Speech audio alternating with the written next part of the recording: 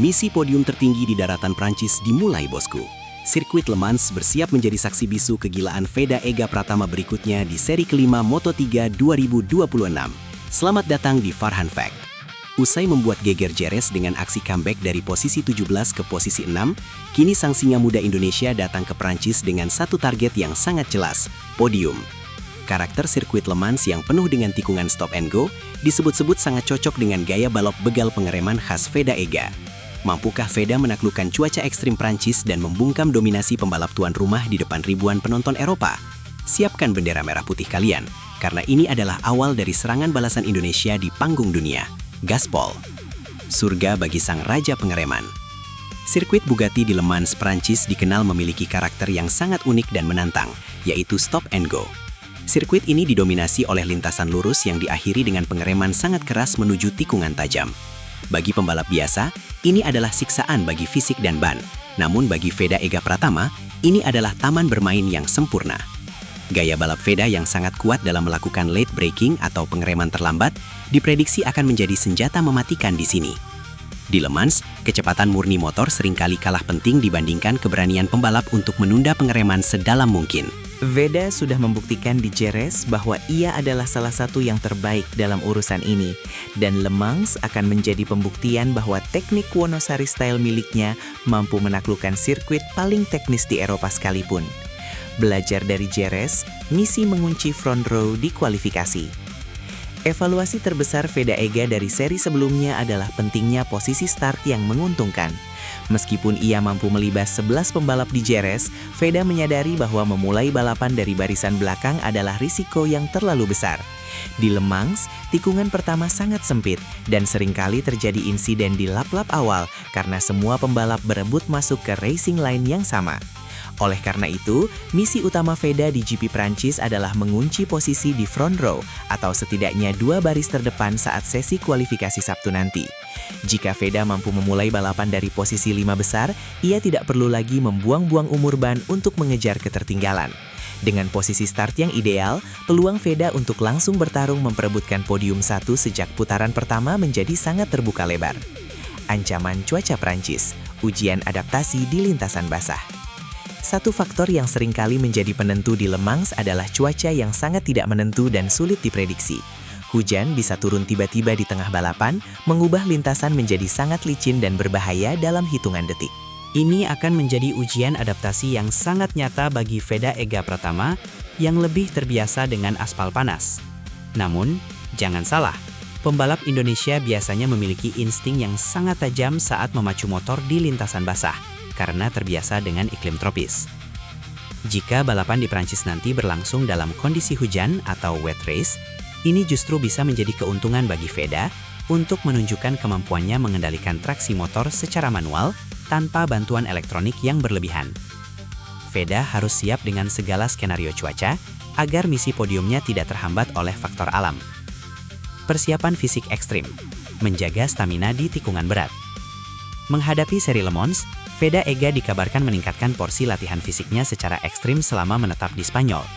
Karakter sirkuit stop and go menuntut kekuatan otot lengan yang luar biasa untuk menahan beban motor saat melakukan pengereman dari kecepatan tinggi. Veda terlihat sangat fokus melatih kekuatan tubuh bagian atas atau upper body agar tetap stabil saat terjadi deselerasi yang sangat kuat. Selain itu, stamina kardio juga menjadi kunci, karena suhu udara di Prancis yang lebih dingin bisa menguras energi pembalap lebih cepat. Veda ingin memastikan bahwa saat memasuki 5 lap terakhir yang krusial, fisiknya tetap bugar dan konsentrasinya tidak menurun sedikit pun. Persiapan fisik yang matang ini adalah modal utama bagi Veda untuk bisa terus melakukan serangan agresif dari awal hingga akhir balapan tanpa rasa lelah. Strategi ban di Prancis, mencari kompon yang paling awet. Mekanik Honda Tim Asia dipastikan akan bekerja 2 kali lebih keras di Le Mans untuk menemukan pengaturan suspensi dan pilihan kompon ban yang paling tepat. Aspal Le Mans dikenal memiliki tingkat cengkeraman yang cukup baik, namun juga sangat kasar terhadap ban jika pembalap terlalu sering melakukan slide. Veda harus bekerja sama secara intensif dengan timnya untuk memastikan ban belakang tidak cepat habis atau drop di paruh kedua balapan. Misi podium di Prancis hanya bisa diraih jika Veda memiliki sisa traksi yang cukup untuk melakukan duel di tikungan-tikungan terakhir menuju garis finish. Belajar dari pengalaman di Jerez, Veda kini lebih paham cara menghemat ban tanpa harus kehilangan kecepatan lap yang kompetitif. Pemilihan ban akan menjadi perjudian teknis yang sangat menentukan nasib merah putih di daratan Prancis. Menghadapi tekanan tuan rumah, melawan ego pembalap Prancis. Balapan di Le Mans berarti Veda akan berhadapan dengan motivasi berlipat ganda dari para pembalap tuan rumah Prancis yang ingin menang di depan publik sendiri. Pembalap-pembalap Eropa dikenal sangat agresif saat bermain di kandang, dan mereka tidak akan membiarkan seorang pembalap Asia mengacak-acak podium mereka dengan mudah. Veda harus siap menghadapi intimidasi di lintasan, mulai dari penutupan jalur yang sangat ketat hingga permainan psikologis di area pedok. Namun, Veda sudah membuktikan bahwa ia tidak mudah terpengaruh oleh tekanan luar. Ketenangan mentalnya adalah senjata untuk tetap fokus pada target utama, membawa pulang trofi podium pertama. Semakin besar tekanan yang diberikan oleh lawan, biasanya Veda justru tampil semakin dingin dan mematikan dalam melakukan manuver-manuver penyalipan yang tak terduga. Keunggulan teknis Honda di Le Mans, kelincahan versus kecepatan. Meskipun secara tenaga mesin Honda NSF 250RW sering dianggap kalah dari KTM di lintasan lurus panjang, namun Le Mans memberikan sedikit keuntungan bagi keunggulan teknis Honda dalam hal kelincahan. Sektor-sektor sempit dan teknis di sirkuit Prancis ini memungkinkan Veda untuk memanfaatkan kelebihan motornya yang sangat mudah diajak menikung cepat. Veda bisa mengambil jalur balap yang lebih sempit dan melakukan transisi arah motor dengan lebih lincah dibandingkan motor rival yang lebih bongsor. Jika tim mekanik mampu memberikan pengaturan mesin yang responsif di putaran bawah, maka Veda akan sangat berbahaya saat berakselerasi keluar dari tikungan lambat. Keunggulan kelincahan inilah yang akan dimaksimalkan Veda untuk menutupi kekurangan kecepatan di lintasan lurus, demi mewujudkan misi podium yang sudah lama dinanti. Menanti dukungan diaspora Indonesia di Prancis. Dukungan untuk Veda Ega Pratama di Le Mans diprediksi akan semakin meriah dengan kehadiran diaspora Indonesia yang tinggal di Prancis dan negara-negara Eropa sekitarnya. Gema suara dukungan Veda diharapkan bisa memberikan motivasi tambahan bagi sang singa muda saat berjuang di tengah lintasan. Kehadiran bendera merah putih di tribun penonton akan menjadi pengingat bagi Veda bahwa ada jutaan doa yang menyertainya dari seluruh dunia. Veda seringkali menyatakan bahwa energi dari fans adalah salah satu faktor yang membuatnya tetap bersemangat meski dalam kondisi sulit sekalipun.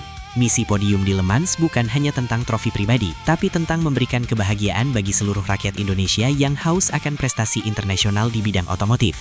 Energi positif dari tribun akan menjadi kekuatan tambahan bagi Veda. Analisis persaingan grup depan. Siapa rival terberat Veda? Di GP Prancis nanti, rival terberat Veda diprediksi tetap datang dari skuad Aspar Team dan KTM Ajo. Maximo Quiles yang sedang dalam kepercayaan diri tinggi usai menang di Jerez akan menjadi lawan utama yang harus dipatahkan dominasinya. Selain itu, David Munoz dan Ivan Ortola juga dikenal sangat kuat di sirkuit-sirkuit berkarakter stop and go. Veda harus sangat cerdik dalam membaca strategi mereka, terutama dalam hal pemanfaatan slipstream di lintasan lurus utama Le Mans. Veda tidak boleh membiarkan rival-rivalnya membuat celah jarak terlalu jauh di lap-lap out. Ia harus tetap menempel di grup terdepan dan menunggu momentum yang tepat untuk melakukan serangan mematikan. Kecerdasan taktis dalam membaca pergerakan lawan akan menjadi pembeda antara finish di posisi 5 besar atau berdiri gagah di podium tertinggi. Sejarah baru menanti sang singa muda.